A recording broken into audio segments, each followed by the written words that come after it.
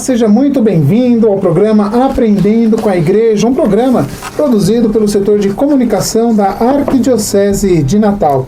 Hoje é domingo, dia 21 de abril de 2024, dia de Tiradentes, esse importante personagem da história brasileira. E no programa de hoje nós vamos trazer um tema que é considerado muito importante pela Igreja, principalmente nas grandes cidades, onde o trabalho de evangelização precisa ir além da porta das paróquias.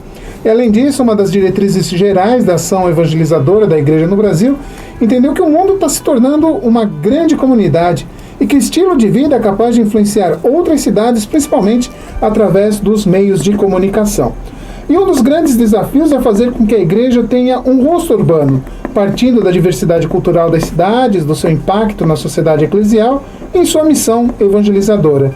Para falar mais sobre os desafios da pastoral urbana, nós convidamos o padre Matias Soares, que é coordenador arquidiocesano da Pastoral Universitária da Arquidiocese de Natal.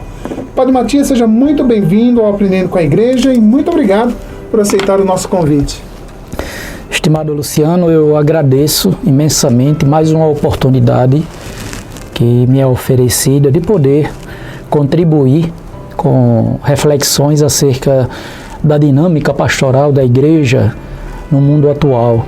E sem dúvida, como você também lembrou, nós estamos aí com uma preocupação forte e intensa acerca dos desafios para a evangelização no mundo urbano. As últimas diretrizes gerais da CNBB nos apresentam justamente essa preocupação. O mundo está cada vez mais urbano. E o que isso significa para o processo de evangelização? Os desafios que nos são impostos nos nossos dias para que o Evangelho seja anunciado às pessoas que se encontram cada vez mais marcadas pelo individualismo, por uma vida frenética e muito veloz, com as muitas opções que o mundo urbano oferece. E nos nossos dias, sem dúvida, o forte impacto dos meios de comunicação, ainda mais das mídias sociais, no estilo de vida das pessoas. Eu penso que a partir dos anos 60, a gente tem aí uma referência para falar dessa revolução tecnológica que nós estamos vivendo agora de um modo mais intenso, ouvindo falar até mesmo de uma inteligência artificial. Os bispos estão reunidos em Aparecida, tiveram a sua assembleia recentemente, e uma das questões que foram postas como um desafio para os nossos dias é justamente o tema da inteligência artificial no processo de evangelização. Em tempos passados eu já tinha escrito algo sobre isso, sobre essa preocupação que todos nós devemos assumir em nossos dias para pensar o processo de evangelização no mundo urbano, considerando esses vários caminhos e possibilidades que estão a bater em nossas portas. Nós, recentemente, no encontro do clero e dos fiéis leigos, tivemos uma apresentação de duas professoras da universidade, uma que trabalhou numa perspectiva mais cultural, de uma antropologia cultural, e a outra puxando o viés da arquitetura, do ambiente geográfico, do mundo urbano, e como ali, a partir de uma percepção de pessoas que estudam, que estão nos ambientes das universidades, que estão pesquisando, que estão interagindo com esse estilo de vida contemporâneo, como foi importante. E, ao mesmo tempo, essa importância ela se dá porque confirma justamente aquilo que nós estamos constatando a partir das realidades eclesiais, das comunidades eclesiais, sobre os desafios que todos nós precisamos enfrentar, como metodologicamente nós vamos nos reinventar para que o anúncio do Evangelho, que é sempre uma boa notícia e é sempre atual, possa chegar aos corações das pessoas que estão no mundo urbano. Então, padre, vamos Vamos esclarecer, então, acho que é o primeiro ponto fundamental. Exato, né? Sim. O que é a pastoral urbana? A pastoral urbana, ela é o meio pelo qual a igreja, como mãe e mestra, como aquela que tem a missão de tornar conhecido no mundo o Evangelho de Jesus, favorece o encontro das pessoas que estão nestes ambientes, né, das grandes cidades, né, nos ambientes marcados por tantas possibilidades, os ambientes nos quais os espaços geográficos, o estilo de vida são completamente diferentes daquilo que antes da Revolução, vamos colocar como referência histórica a Revolução Industrial, antes do século XIX, as pessoas tinham, e como a igreja ainda, que nas suas estruturas eclesiais tinha a paróquia como única referência nesse processo de evangelização, hoje a gente não pode contar só e somente só com as paróquias para que o dinamismo do Evangelho possa acontecer na vida de todas as pessoas que no mundo urbano estão nos shoppings, no mundo urbano estão nas periferias, no mundo urbano estão em outras comunidades eclesiais, no mundo urbano são pessoas marcadas e que têm à sua disposição muitas possibilidades de lazer, de encontro, de confraternizações. No mundo urbano, onde as pessoas vivem isoladas muitas vezes, por exemplo, nos prédios, as pessoas que moram em seus apartamentos e têm uma vida muitas vezes marcadas pelo isolamento. O mundo urbano, onde as pessoas se deparam constantemente com as várias formas de violência.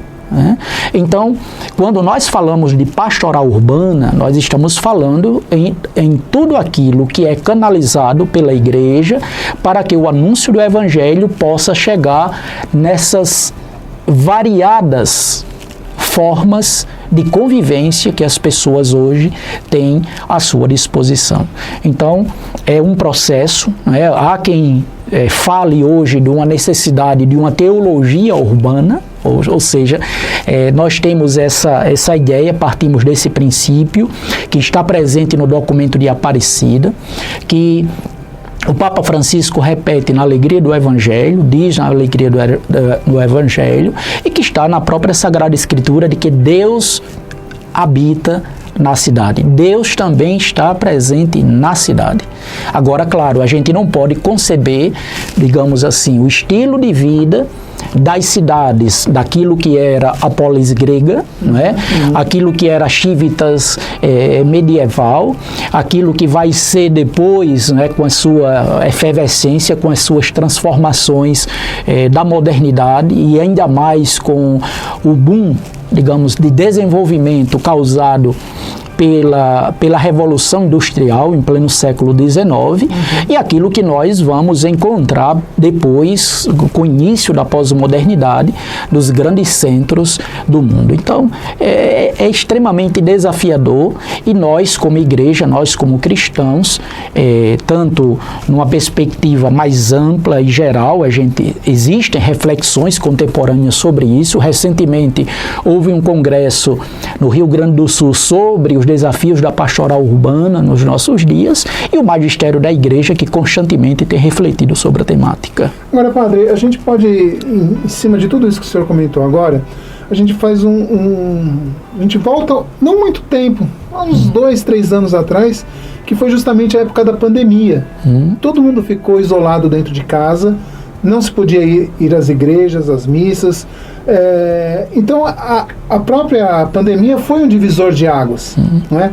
E aí entra justamente a parte da comunicação, das redes sociais, que as missas passaram a ter uma transmissão mais efetiva por meio das redes sociais e entrar no âmago das famílias, das casas, das pessoas. E agora muita gente acabou, entre aspas, se acostumando em participar das celebrações via redes sociais e deixar de lado a participação ativa nas paróquias. É aí que entra então a pastoral urbana, de visitar também essas famílias, esses, digamos, condomínios, esses conjuntos, esses núcleos, e fazer o trabalho reverso. É isso, Luciano. Você traz uma preocupação que no momento tem sido recorrente na teologia pastoral da igreja nesse momento. Por sinal, mais uma vez eu menciono, os bispos agora em Aparecida têm refletido sobre essa questão, a importância dos meios de comunicação, aquilo que de fato na pandemia nós vivemos, não é? Eu posso falar isso com muita propriedade, porque na experiência paroquial, eu me lembro que na primeira vez, no primeiro domingo, que fui celebrar com a transmissão da missa só pelos meios de comunicação, pelas mídias sociais, eu me emocionei, porque eu celebrava, eu olhava para o celular, mas via a igreja vazia, aquilo me angustiou profundamente. Então, de fato, naquele momento nós tínhamos os meios de comunicação, as mídias sociais foram instrumentos indispensáveis para que, não só para a igreja, mas para as pessoas como um todo, para o estilo de trabalho, do modo como as pessoas precisavam mudar o seu estilo de vida, como elas podiam trabalhar naquele momento pela situação de isolamento em que todos nós estávamos envolvidos, e com a igreja isso não foi diferente, e as mídias sociais foram importantes, sem dúvida alguma, e continuam a ser importantes para que nós possamos usar essas ferramentas como lugares onde o anúncio do Evangelho ele pode acontecer. São os novos areópagos, digamos assim, da pós-modernidade.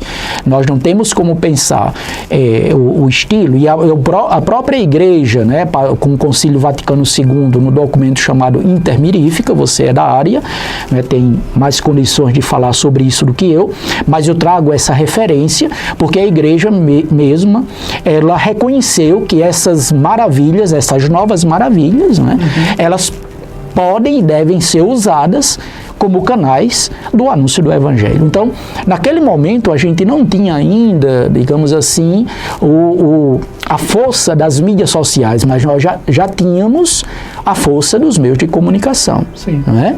Então, a TV, o rádio. Então, naquele momento, esses meios foram extremamente importantes. Na pandemia, as mídias sociais foram indispensáveis. Nos nossos dias, a gente não pode deixar de usar os meios de comunicação para o anúncio do Evangelho. Você traz uma questão, mas nós nos deparamos aqui com um desafio, digamos assim. Nós precisamos dos meios de comunicação, a gente não pode minimizar a importância deles, das mídias, para que o anúncio do Evangelho possa chegar aos vários recantos do mundo. A gente, por exemplo, agora, né, a gente está, né, pelos meios de comunicação, pela internet, transmitindo essa mensagem para todas as pessoas que desejarem acompanhar o que nós estamos a dizer. Contudo, essa importância, ela não pode dispensar a experiência da vida comunitária, da vida eclesial, porque nós, cristãos católicos, nós temos essa dimensão pessoal da fé, mas essa fé, ela tem uma conotação sempre comunitária. A experiência da fé cristã católica, ela acontece na comunidade. A igreja é a comunidade. Então, me parece que aqui há um primeiro ponto que nós indiretamente já o abordamos, que é um desafio propriamente antropológico. Ou seja, enquanto o mundo moderno, no ambiente da cultura urbana, as pessoas vivem esse clima de isolamento, de individualismo, que são características aprofundadas ainda mais pela capacidade de atração que as mídias sociais têm, né? Isso não pode fazer com que a gente dispense a nossa vivência em comunidade. Aí você toca a questão da pandemia, sem dúvida. Um dia desse eu estava conversando com a médica, ela dizia, olha, uma pessoa muito convicta da sua fé, que é geriatra, e ela dizia isso, olha, o meu maior desafio hoje é mostrar para os idosos que eles não podem se isolar, né? Eles não podem viver a própria experiência de fé deles isolados. Não é? Eles precisam dessa dinâmica, dessa experiência de comunidade, dessa interação. Então, as mídias sociais, por um lado, são instrumentos valiosíssimos e necessários, mas nós precisamos de uma justa medida para que, no próprio ambiente urbano, elas sejam usadas, mas não tirem de nós o anseio e a necessidade de viver a sua experiência de fé em comunidade. Porque, afinal de contas, a igreja é a assembleia convocada para o encontro com o Senhor, mas também para o encontro com os irmãos. Que aí também entra um pouco o tema da campanha da fraternidade desse ano, né? Exato, E por isso a própria campanha da fraternidade lembra pra gente dessa necessidade da amizade social, da fraternidade, porque o cristianismo, ele no seu DNA está essa marca da fraternidade. A gente não tem como pensar o cristianismo sem essa experiência de comunidade. Recentemente nós, no segundo domingo da Páscoa, por sinal, na primeira leitura, a questão central foi essa, dos Atos dos Apóstolos, tem o capítulo 2 e depois o capítulo 4 dos Atos dos Apóstolos, onde nós vamos ver uma descrição da vida das primeiras comunidades. Os primeiros cristãos, eles viviam a fraternidade, eles partilhavam os dons, eles viviam a vida de oração. Então, o testemunho de comunidade sempre foi uma marca do cristianismo em toda a sua história. Então, nos nossos dias, quando você lembra da urgência da gente pensar e considerar a importância dos meios de comunicação e ainda mais das mídias sociais, nós temos que ter esse olhar muito atento a um desafio, a uma possibilidade, mas um desafio e uma possibilidade que não pode dispensar de nós essa experiência personalizada, comunitária, fraterna, de como a gente é chamado a celebrar e a viver a nossa fé. Tá certo, padre. A gente precisa ir agora um pequeno intervalo. A gente volta daqui a pouquinho com Aprendendo com a Igreja, mas antes de irmos para o intervalo comercial, eu quero fazer um convite a você que não faz parte do Clube do Ouvinte da 91.9 FM, a se inscrever hoje mesmo e fazer parte então dessa grande família que é o Clube do Ouvinte da 91.9 FM. Quer saber como? É só mandar uma mensagem para o nosso WhatsApp, o 991945772. A nossa equipe vai te atender, vai responder a sua chamada e vai lhe dizer como participar do Clube do Ouvinte. A gente vai ter um pequeno intervalo, já voltamos com o segundo bloco do Aprendendo com a Igreja, hoje com o Padre Matias falando sobre a pastoral urbana. Até já!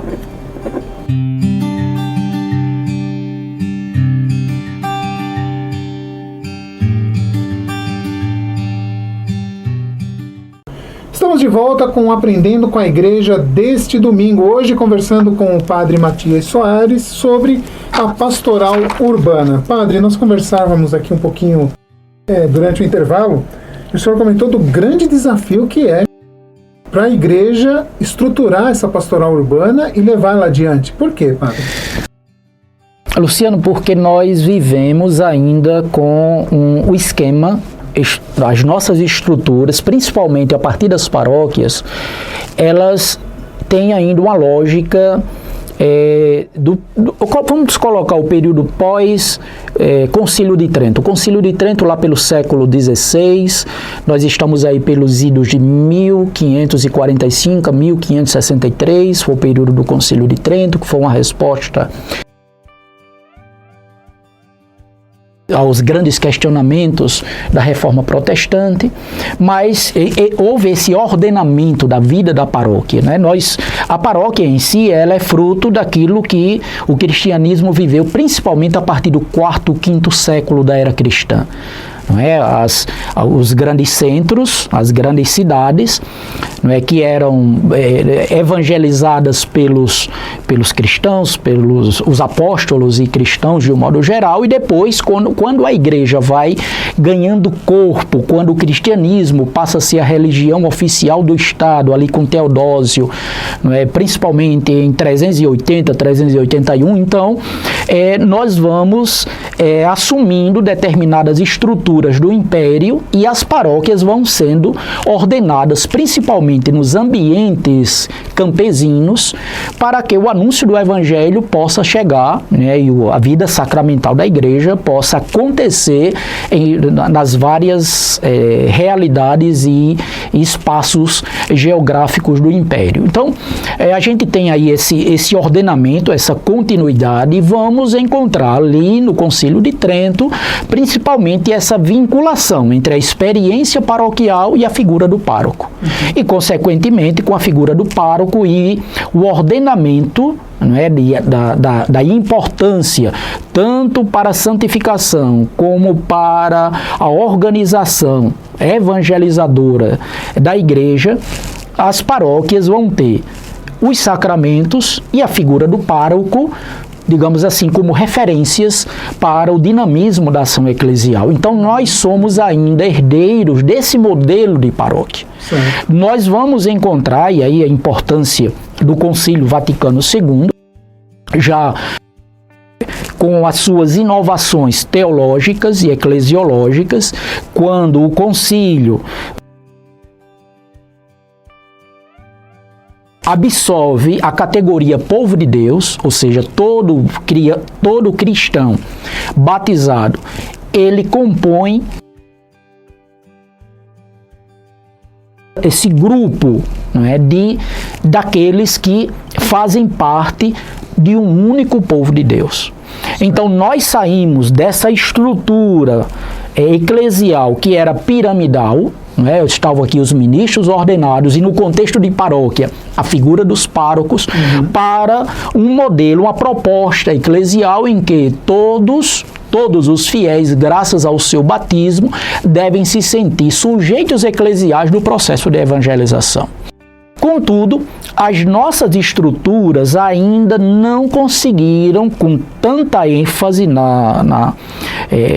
dar uma resposta, digamos assim, mais ousada para que as paróquias, elas não sejam, no mundo urbano, só prestadoras de serviços sacramentais.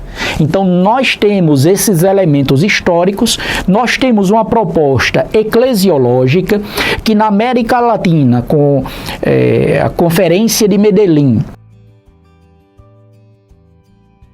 a Conferência de Puebla, Santo Domingo, Medellín 68, Puebla 79, Santo Domingo 92, Aparecida 2007, não é? E agora com o que o Papa Francisco tem apresentado como proposta, assumindo essas orientações, inclusive acerca daquilo que é próprio da pastoral urbana, considerando esses vários desafios, ele mostra que as nossas estruturas precisam de fato de uma reforma. Vamos utilizar aqui uma reforma, mas seria uma conversão pastoral. Eu me utilizo da categoria que a Aparecida traz para dizer, nós precisamos de fato, as nossas estruturas precisam dessa conversão pastoral.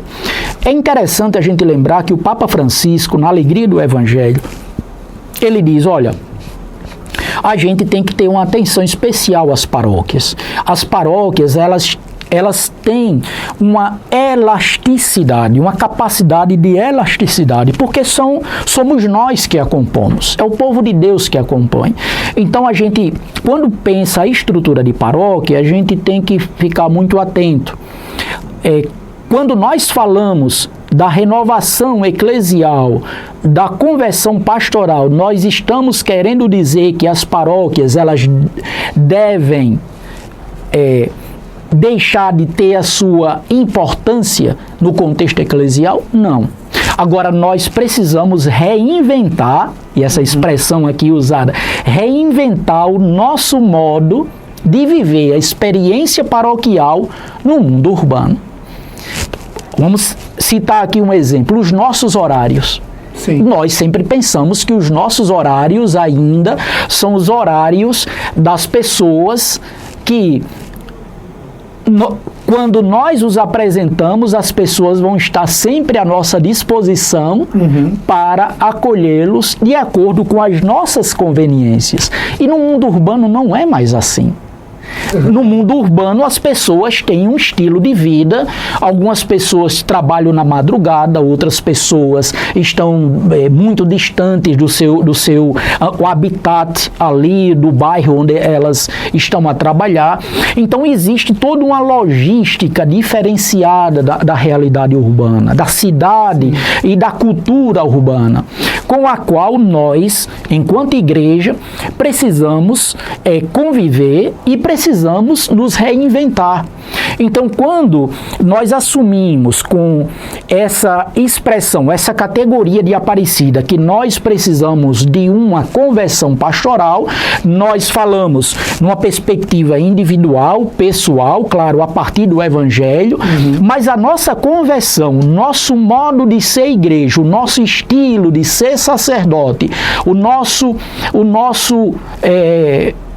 modo de tratar as questões acerca da evangelização precisam ser remodelados. Porque as pessoas que estão no mundo urbano, elas estão envolvidas nesse processo que é frenético, nesse processo que é veloz, nesse processo que muitas vezes é desumano, porque as pessoas precisam a todo custo corresponder do que precisa fazer.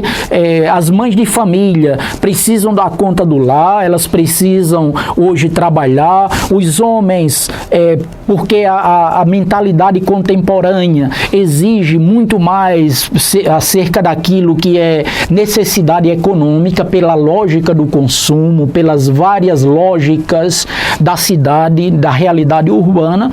Então a igreja não pode ser indiferente a isso. Claro, como a gente estava conversando, Luciano, nós não temos uma resposta pronta. Nós não podemos dizer que seguindo esse método, o método X, tudo vai dar certo.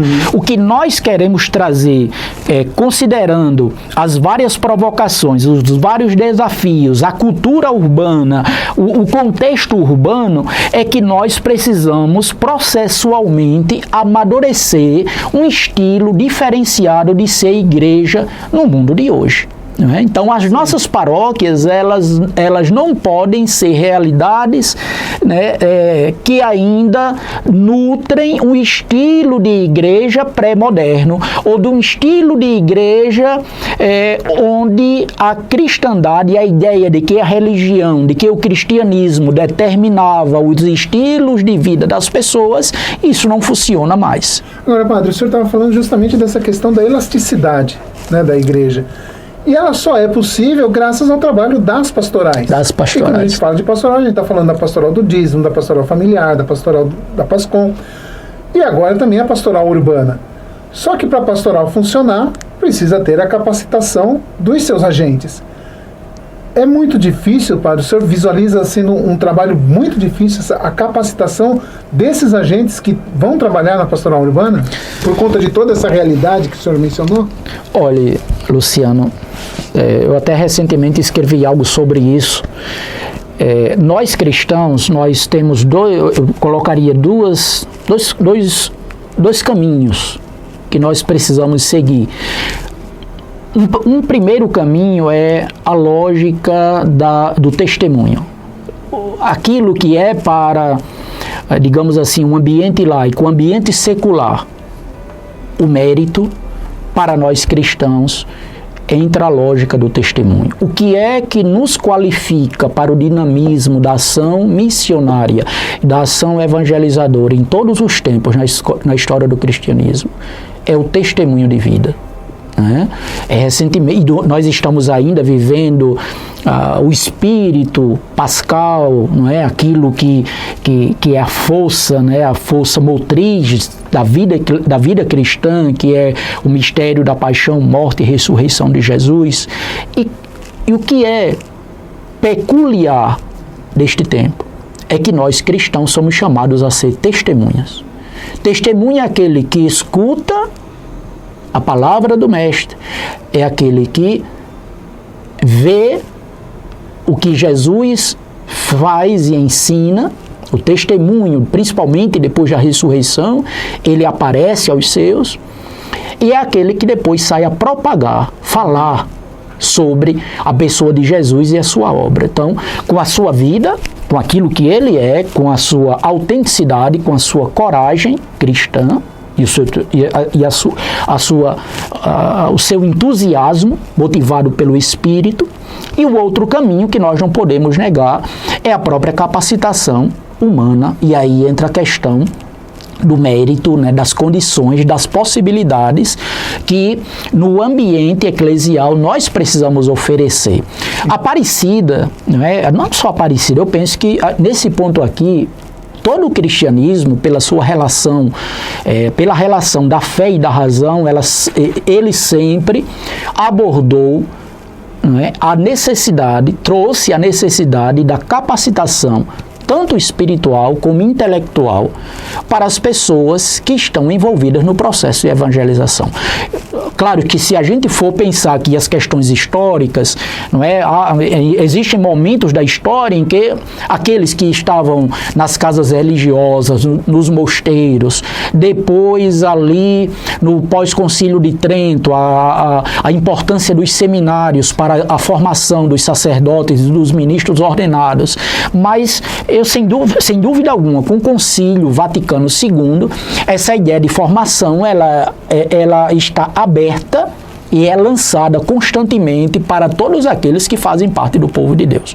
Então, assumindo essas orientações, e aqui nós na América Latina, eu já fiz a menção das conferências, mas a 5ª Conferência de Aparecida fala de um processo pedagógico de formação. De um processo mistagógico, de um processo de orientação que tem naquilo que é próprio da tradição cristã, e a gente pensa aqui nas bases, naquilo que é constitutivo e base para a formação de todo e qualquer cristão, seja ele ministro ordenado ou não, que é a Sagrada Escritura, a tradição viva da igreja e o próprio magistério. Nos nossos dias, numa lógica pós-conciliar, a gente pode pensar também nas várias ciências, e aqui você é comunicador, sabe, e está no ambiente secular mais do que eu, sabe muito bem disso, que a igreja hoje, ela conta principalmente com as possibilidades que vocês, que são fiéis leigos, podem fortalecer, podem trazer para a vida eclesial, para que a igreja ela viva a sua experiência de formação, tanto do ponto de vista qualitativo, mas também do ponto de vista quantitativo. Ou seja, quando nós falamos de formação qualitativa, nós estamos falando daquilo que é próprio da tradição cristã, da mística cristã. Nesses dias eu estou lendo recentemente uma obra de Santa Teresa de Ávila, eu estou achando formidável, sobre o castelo, o castelo interior.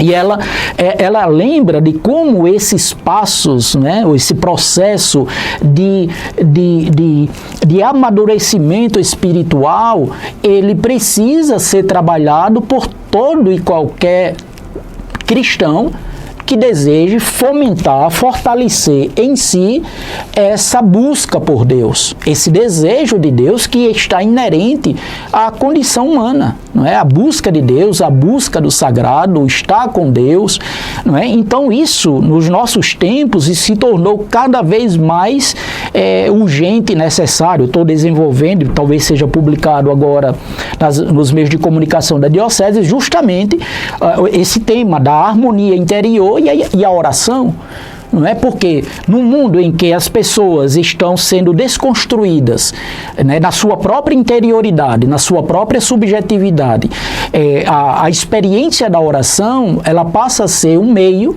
de extrema importância para que o homem contemporâneo tenha uma resposta para a sua crise de sentido. E na realidade urbana isso não é diferente. Ao contrário, se tornou mais importante, mais urgente do que nunca. Tá certo.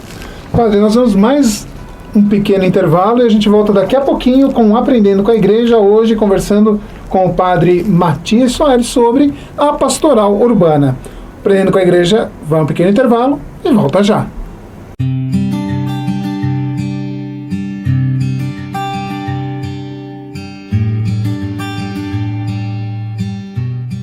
Estamos de volta com Aprendendo com a Igreja deste domingo. Hoje nós estamos conversando com o padre Matias Soares. Ele está explicando para nós sobre o funcionamento e os objetivos da pastoral urbana. Padre, a pastoral urbana, a gente percebe que ela tem sido um motivo de bastante estudo por parte aqui da Arquidiocese de Natal. O Dom João Santos Cardoso, nosso arcebispo, esteve em Porto Alegre no seminário que o senhor comentou. A reunião do clero e das pastorais do mês passado foi sobre este tema e a deste mês continua sobre este tema. O que a gente pode esperar daqui para frente? Luciano, eu penso que para a nossa igreja particular de Natal, e eu agradeço muito a sua pergunta, porque a gente agora, depois de apresentar elementos gerais, não é, tanto do ponto de vista histórico, estrutural e eclesial, a gente traz esses elementos para aquilo que é preocupação da nossa igreja, que deve ser preocupação da nossa igreja arquidiocesana. Eu penso que é urgente para a nossa realidade eclesial um projeto de pastoral urbana. Não é? Nós precisamos trabalhar isso em nossa arquidiocese, né? Todas as estruturas, todos os mecanismos, né? Nós precisamos dar passos de estudos, com simpósios, com seminários, né, com discussões, com diálogos com as várias instituições, as universidades. Nós precisamos nos aproximar, e eu aqui aproveito o ensejo para vender o meu peixe, não é? Precisamos nos aproximar das universidades, nós precisamos nos aproximar mais dos hospitais, nós precisamos nos aproximar mais das periferias da nossa cidade. E vou citar aqui um exemplo: a distribuição do clero nas periferias de Natal e da Grande Natal. Eu lembrava aqui para você um dado, e para aqueles que nos escutam, hoje cerca de 80 a 85% da nossa população vive nas grandes cidades. A realidade aqui da Arquidiocese de Natal não é diferente. Se você trafega pelas periferias da nossa Natal e Grande Natal, você vai ver que a nossa presença, enquanto Igreja Católica, nas periferias, ainda é muito pequena. Nós podemos e devemos dar um passo, tanto qualitativo, na questão da conversão pastoral, não é? Como nós precisamos dar um passo qualitativo a redistribuição, a presença não só dos ministros ordenados, mas aquilo que as diretrizes da Igreja do Brasil, a CNBB, já coloca na proposta de 2019 a 2023, que é da gente formar comunidades eclesiais missionárias. E as comunidades eclesiais missionárias, elas devem ter no protagonismo dos leigos, como discípulos missionários, digamos que a sua grande pegada, o seu grande ponto de toque. Nós precisamos urgentemente formar missionários. Nós precisamos urgentemente de escolas de formação de missionários. Eu estou agora lá na paróquia de Santo Afonso, em Mirassol, e nós estamos lá, estamos nos organizando para trabalhar a setorização geográfica, que no mundo realidade urbana é o meio, mas claro, a questão é muito mais complexa, tenho ciência disso, mas a gente também está agora trabalhando a formação de ministros da palavra. Assim como nós temos ministros extraordinários da comunhão eucarística, lá na nossa paróquia eu já pedi aos diáconos que fizessem um esboço dessa proposta, né? A gente tem levado isso para a Assembleia e agora nós queremos formar ministros da palavra. Fiéis leigos que preguem o Evangelho nas casas. Para você ter uma ideia, qual é o nome que nós estamos dando a esse projeto? Igreja nas Casas. Porque era assim que os primeiros cristãos, eles anunciaram propagaram o evangelho em todo o império. Então eu penso que nós estamos vivendo, nesse momento da história, o teólogo Ratzinger, depois Bento XVI, ele disse, nós estamos vivendo uma era neopagã. Não é? Alguém pode dizer, não, mas isso é um pessimismo pastoral. Não, a gente vê a realidade. Se você observa o número de católicos que frequentam as nossas celebrações eucarísticas dominicais, nós veremos que talvez não cheguem a 10% daqueles que se dizem católicos. Então nós ficamos, não é, achando que no dia de domingo a igreja está cheia, ou criamos eventos para juntar massas, mas os eventos das massas, até que ponto eles dão consistência à experiência de fé, a um testemunho efetivo de fé, como você está lembrando? Então, assim, como nós estamos falando de pastoral urbano, eu penso que dois caminhos, não são fórmulas prontas, sim, mas eu acho que, porque eu já escrevi algo sobre isso, tenho refletido sobre isso, e eu penso que 2 caminhos que nós precisamos preencher. Você lembrava já um deles, os meios de comunicação, as mídias sociais. Por exemplo, a nossa rádio, a Rádio da Arquidiocese de Natal, é um instrumento maravilhoso para que nós pensemos e trabalhemos a pastoral urbana. Nós que somos da Igreja Particular de Natal, não só os ministros ordenados, todos nós fiéis, temos que colocar no nosso coração. Essa rádio, ela é muito importante para todos nós. Nós precisamos abraçar essa causa com a alma e dizer é nossa, e a gente vai contribuir, e a gente vai promover, e a gente vai ter uma programação ousada de evangelização, de organização, num projeto pastoral orgânico e ousado. A rádio tem um papel fundamental, os meios de comunicação têm um papel fundamental e nós temos que ocupar. O outro caminho são as comunidades eclesiais missionárias, como eu estava dizendo a você. As comunidades eclesiais missionárias. Nós temos que entender que a vida da igreja não depende só dos ministros ordenados. E aqui não está nenhuma ideia depreciativa da nossa missão, porque eu sou um ministro ordenado e tenho muita consciência disso. Mas nós temos que entender que o mundo mudou. Sim. Que a vida da igreja não depende mais daquilo que é a vida sacramental. As pessoas vão à igreja se elas forem tocadas pela palavra. Elas só vão celebrar o sacramento de modo consciente se elas estiverem convertidas a Jesus e ao Evangelho. A nossa ética cristã só será acolhida se a pessoa for convertida ao Evangelho. Se ela não for convertida, nós vamos viver uma experiência de cisma silencioso. Tem um autor italiano que ele fala que nós vivemos hoje um cisma silencioso na igreja.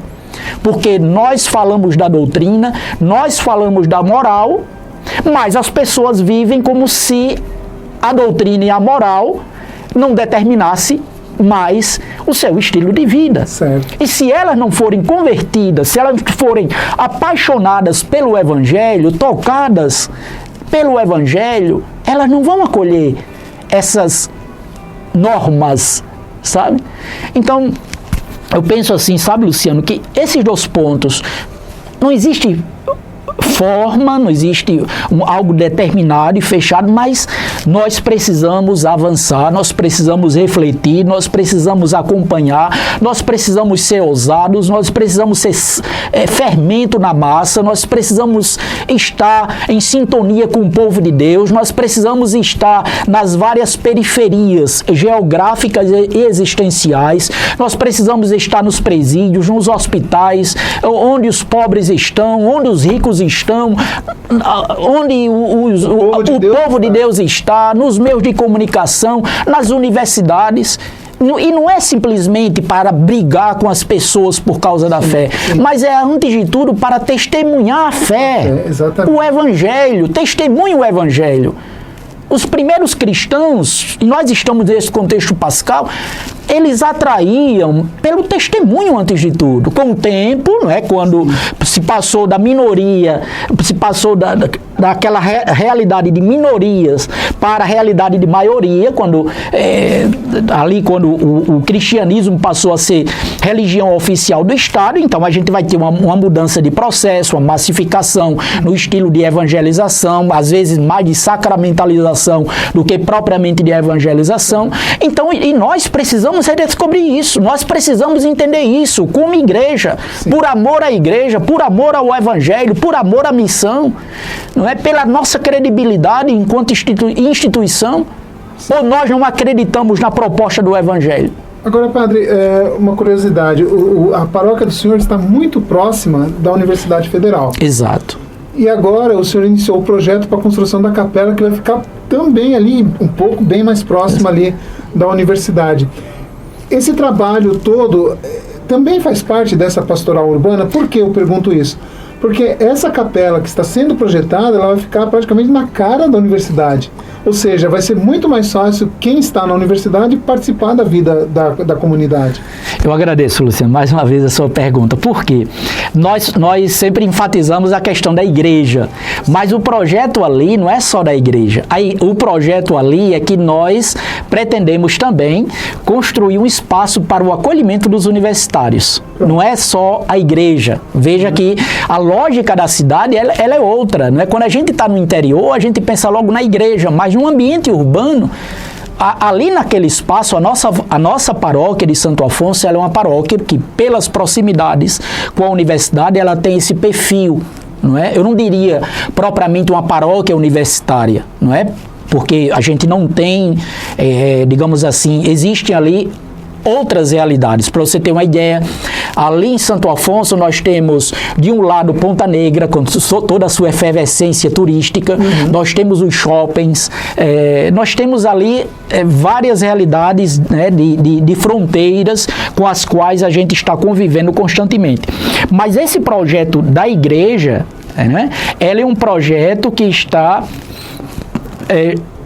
junto com um projeto da construção de um centro sócio-pastoral universitário, que deve ser, que a gente espera, né, com o apoio da comunidade, com o apoio do povo de Deus, um espaço para a experiência litúrgica, claro, sem dúvida, a experiência religiosa, mas também um espaço para o acolhimento dos universitários. Quem seriam esses? Aqueles jovens que vêm do interior, que às vezes precisam de um espaço para o acolhimento, para estar, para a confraternização, enfim, um pouco. Essa é a nossa lógica. E é um espaço também, né, nós pretendemos que seja um espaço de convivência da própria comunidade. Junto com a igreja vai haver uma praça, não é? Em que as pessoas vão poder também se confraternizar, sabe? Então, assim, é claro, a gente sempre enfatiza a questão da igreja, mas eu o agradeço muito pela sua pergunta, porque você me dá a oportunidade também aqui de publicamente dizer, não é só um projeto de igreja, é um projeto de promoção humana e social da comunidade, né? Que é interessante também a gente ter presente isso, onde a igreja promove alguma ação, direta ou indiretamente, a promoção humana ela vem junto. Ela vem junto. Isso é uma coisa que uma pessoa que tem essa abertura de coração, não tem preconceitos em relação à igreja, ela percebe logo isso. Porque quem procura a igreja, quem procura a comunidade, sem dúvida, seres humanos, falhos, pecadores, mas ali as pessoas que procuram, pelo menos tem o seu coração, nós partimos desse princípio, uma reta intenção de promover o bem, de estar em comunidade, de promover a fraternidade. Então, eu acho que isso é extremamente salutar. Então, as nossas realidades paroquiais no mundo urbano, nós precisamos ver essas questões, o desafio demográfico, como nós usamos os meios de comunicação, a distribuição do nosso clero, não é? O reordenamento dos nossos horários. Não é? Por exemplo, quando eu fui recentemente a Belo Horizonte, e ali em Belo Horizonte existe um lugar, uma igreja, em que há exposição do Santíssimo Sacramento 24 horas para adoração. Me chamou a atenção isso. No mundo urbano, a gente precisa, pelo menos, de um espaço onde as pessoas saibam, nos seus momentos de desejo de Deus, de desejo de estar em sintonia com o Senhor, de adoração silenciosa, que elas tenham também esse lugar. Quantas pessoas nas madrugadas, seus momentos de angústia, nos seus momentos de dor, nos seus momentos de solidão, o mundo urbano é cheio disso. Sim. O mundo urbano é cheio disso. E nós precisamos, de fato, reinventar o nosso estilo de ser igreja na realidade urbana. Pensamos, refletimos, temos as propostas, sabemos que precisamos da conversão pastoral, mas dar esse passo tem sido, assim, ainda muito desafiador. Tá certo, Padre. Padre Matias, eu quero agradecer muito a sua participação aqui hoje com a gente. Chegamos ao final do Aprendendo com a Igreja. Parabenizar por esse trabalho, que vai ser muito importante, não só para Natal, mas para a Grande Natal, para a Arquidiocese inteira de Natal, pelo trabalho na pastoral universitária. Desejar muitas bênçãos nesse projeto da nova comunidade ali perto da universidade. E agradecer mais uma vez a sua disponibilidade de vir até nós hoje e falar mais, esclarecer mais sobre a pastoral urbana. Ô Luciano, eu que agradeço a todos os ouvintes pela oportunidade nesse momento. Também me permita fazer um convite ao povo de Deus. Nos próximos dias, de 2 a 5 de maio, estarei celebrando 20 anos de vida sacerdotal, será ali na paróquia de Santo Afonso. De 2 a 4 nós teremos um tríduo vocacional, né? Estamos convidando as paróquias pelas quais passei, mas aqui o convite é extensivo a todo o povo de Deus, amigos, pessoas que puderem participar. E no dia 5 de maio, às 18 horas, nós celebraremos uma missa em ação de graças pelos meus 20 anos de vida sacerdotal. Dom João vai estar presente, vai presidir. Eu quero aqui, com muito carinho, com muito sentimento de fraternidade, convidar o povo de Deus, os amigos, todos aqueles que puderem participar para juntos celebrarmos esse momento. E ao mesmo tempo dizer a todos aqueles que estão nos ambientes das universidades, sejam as públicas, sejam as privadas, né, que nos procurem na paróquia de Santo Afonso e Mirassol, né? As nossas portas estarão sempre abertas para o acolhimento de todos e que a pastoral urbana, de fato, seja trabalhada por nossas comunidades e, de um modo muito especial, pela nossa igreja particular de Natal. Tá certo, Padre. Nós vamos ficando então por aqui, agradecendo a você que ficou conosco nessa última hora, acompanhando o Aprendendo com a Igreja, essa entrevista com o Padre Matias, convidando você a continuar ligado aqui na 91.9 FM, que daqui a pouquinho tem a transmissão ao vivo da Santa Missa direto da Catedral Metropolitana de Natal. Desejamos a você um bom domingo, uma excelente semana e nos encontramos no próximo Aprendendo com a Igreja. Até lá!